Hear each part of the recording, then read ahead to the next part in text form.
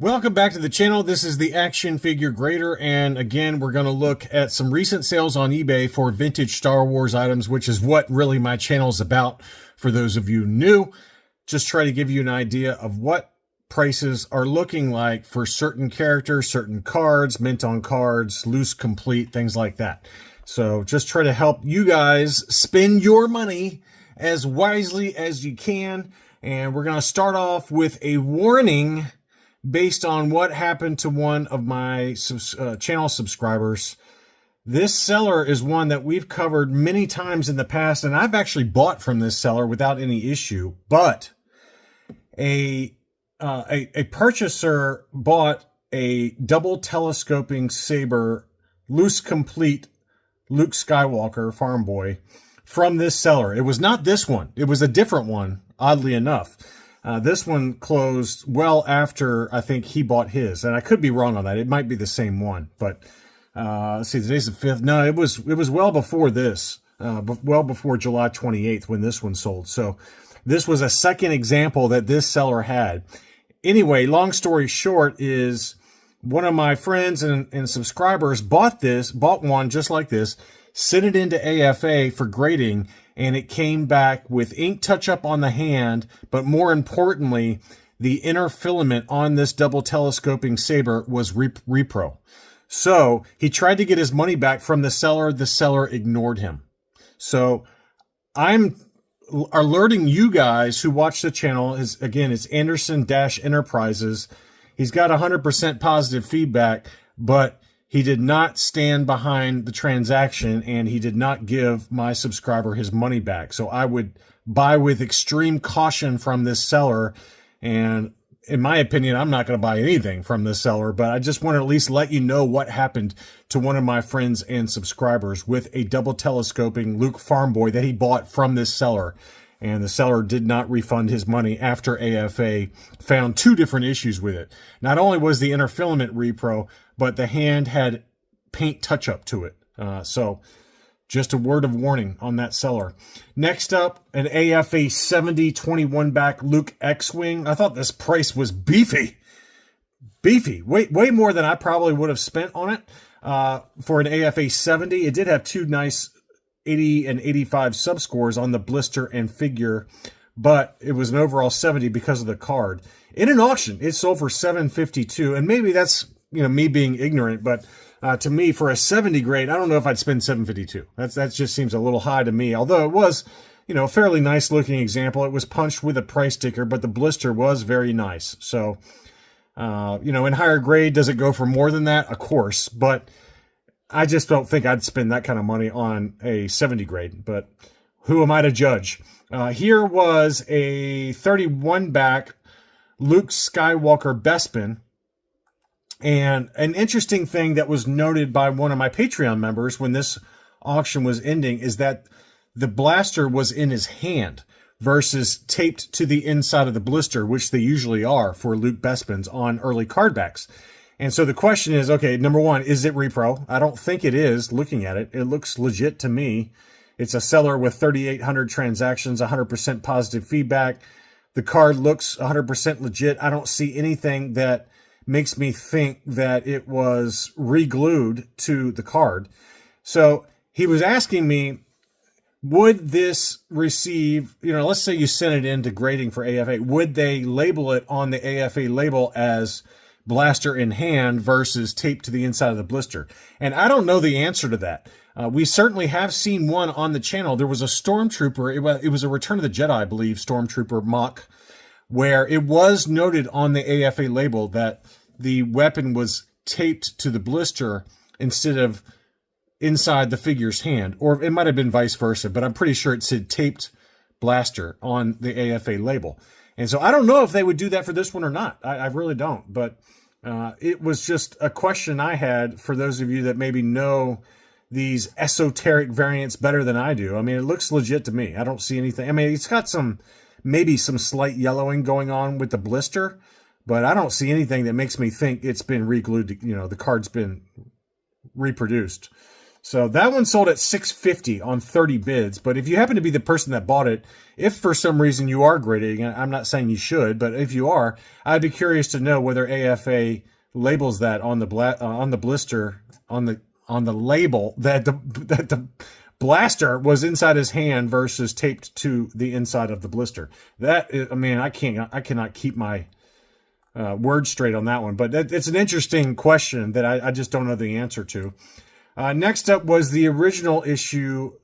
It might have been the second issue. I thought there was a Darth Vader TIE fighter that had an LP logo on there, and this one does not. But it was a pretty clean looking example. Now, it was already used contents. The sticker sheet was applied to the wings, but it included the cardboard insert, and the box in particular was in very clean condition. What a beautiful looking box on that.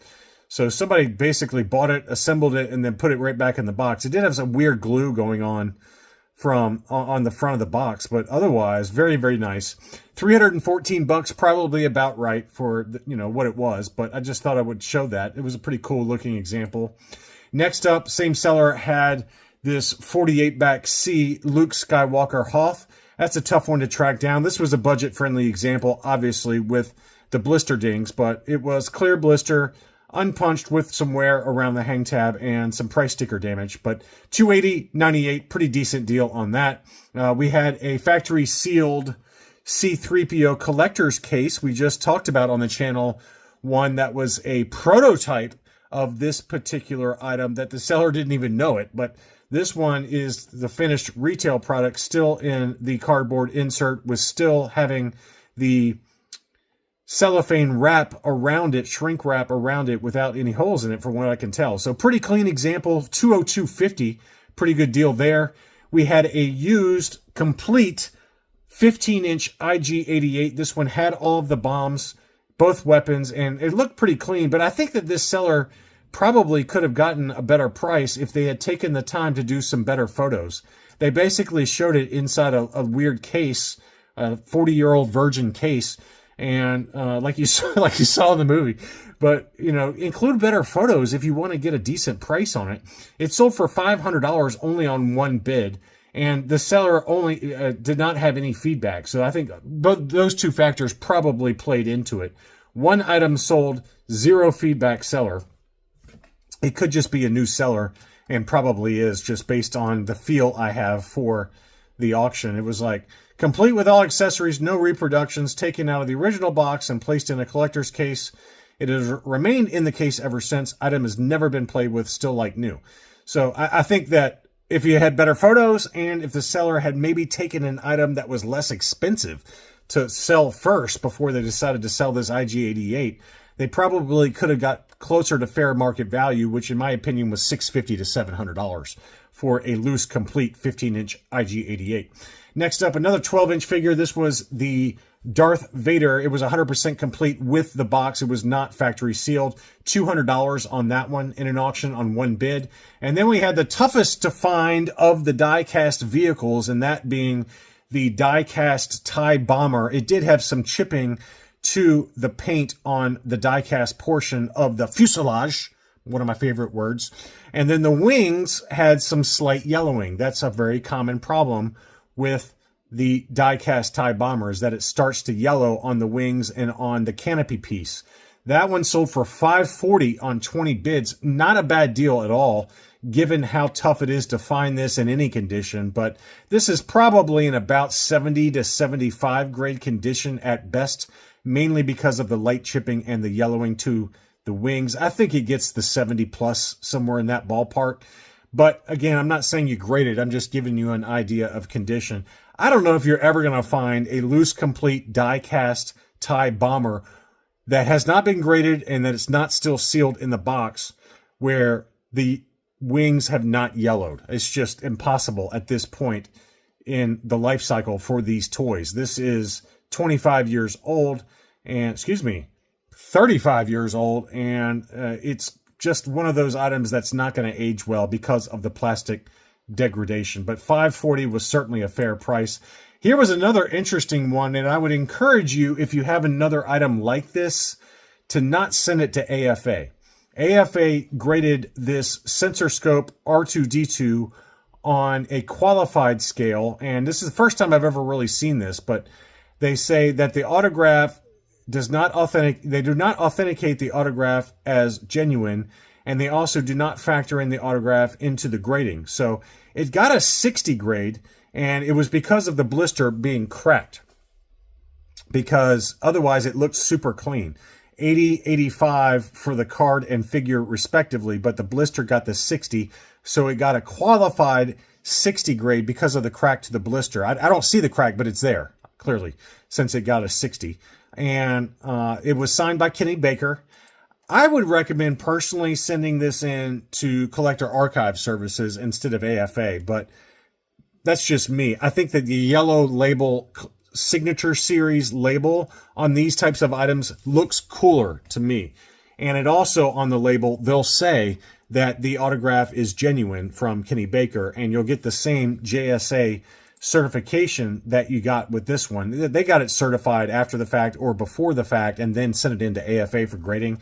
But if you're going to do that, just send it into CAS, because they can do the JSA there. You'll get the same exact JSA certification, and then they'll also grade it with a yellow label and mention that it's signed by Kenny Baker on the label. So that, again, it's my personal opinion. It probably would still get a 60 grade because it's got a crack to the blister, but I just think it presents better, in my opinion. But it sold for $385, even with the crack to the blister, which I thought was an interesting sale. That's about what an ungraded R2-D2 sensor scope would sell for, with a slightly yellow blister in about a 75 grade, right? So this one, it looks like it's starting to yellow. Maybe it's very faint, but obviously the crack to the blister is what we're talking about here, and it's gonna get that 60 grade whether you send it into AFA or CAS. I'm just talking about aesthetically speaking. I would go for the yellow label versus the qualified grade from AFA. But to each their own, okay? I'm just giving you my personal opinion. Here was a 65 back Biker Scout. Now, I don't know if this is the made in Mexico, so let's look. Nope, you can see there, figure made in Hong Kong. They've got a little sticker there on that. And I don't know what they're covering up there. I don't know if they're covering up the Taiwan or if they're covering up the made in Mexico. The card back looks like a typical U.S. Kenner card. It doesn't have that matte finish that the made in Mexico card backs have. But, you know, you don't see this very often, but you do occasionally see a sticker that they applied saying figure made in Hong Kong. I'm assuming that they used some Taiwan card backs or a different factory card back and then applied that sticker afterwards. So maybe you guys who have better knowledge of these different card back variations can fill me in on that. HG, I think, is a Hong Kong factory. That's the Smile factory, so that's a Hong Kong factory. But why they have figures made in Hong Kong in a sticker format there versus printed on the card is, I don't know. I mean, it is the 65 back A, so you're kind of talking about a debut card here.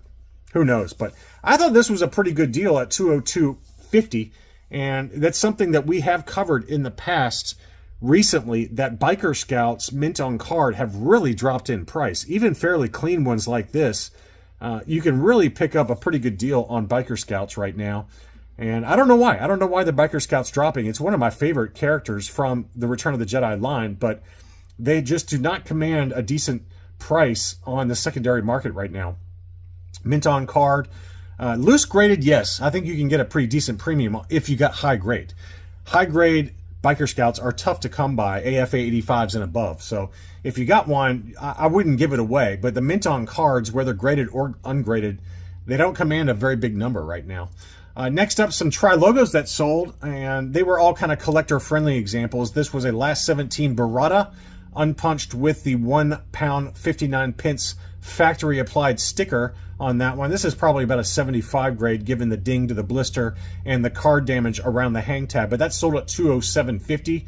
Good deal there. Chewbacca's a tough one to find on the Tri-Logo card back, and this was in pretty rough shape. It had quite a bit of dings to it, as well as quite a bit of creases around the hang tab. Still sold for $305. So that shows you how expensive Chewbacca is in high grade on the Tri logo. Very tough one to track down. I never did get that one when I was looking for it. Bosk is another fairly expensive one. I was kind of surprised that this one went as high as it did at $409.44 given the condition. This is at best a 70 grade given the blister damage and, again, the hang tab damage. But it was unpunched, no price sticker. That stole it at $409. That's a beefy price as well. I'm going to start using beefy when I think it's an overpay. I mean, that's a little bit of an overpay, in my opinion, for the condition it's in. Next up was a 70-plus Power of the Force Emperor.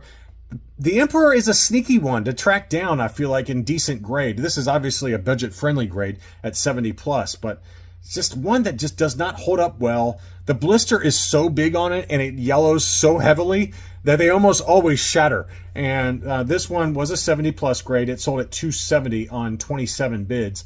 And then we got some later issue stuff. We've got the Droids A-Wing. This was a loose, complete Droids A-Wing with stickers applied. The Droids A-Wing was in pretty rough shape. I mean, the battery compartment looked good. That looked fine. But the item itself needs a decent cleaning. You can see all the dust on it there. And that one sold for $690. 7 bids, $690. Box was in pretty decent shape, but the A-Wing itself is going to need a cleaning with some Q-tips. The Ewok Battle Wagon sold for $600. This one was 100% complete and in pretty good shape. The box was not, but the Battle Wagon itself was in good shape. And a loose complete Battle Wagon typically does go for $600 to $650. So that's about what this sold for, obviously at $600 plus shipping.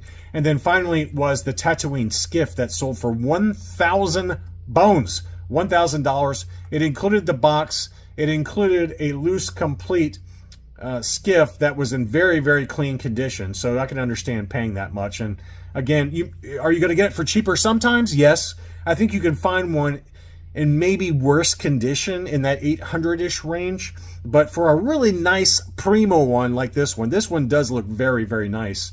With the fins intact, there's no damage to the railings. It just looks really nice. And $1,000 is, to me, a very fair price for what that was. It also did include the instruction sheet and the box that you can see there, which was overall in pretty good shape. So that is it for this episode. I hope you enjoyed it. Don't forget to leave me a like if you did, and I'll be back soon.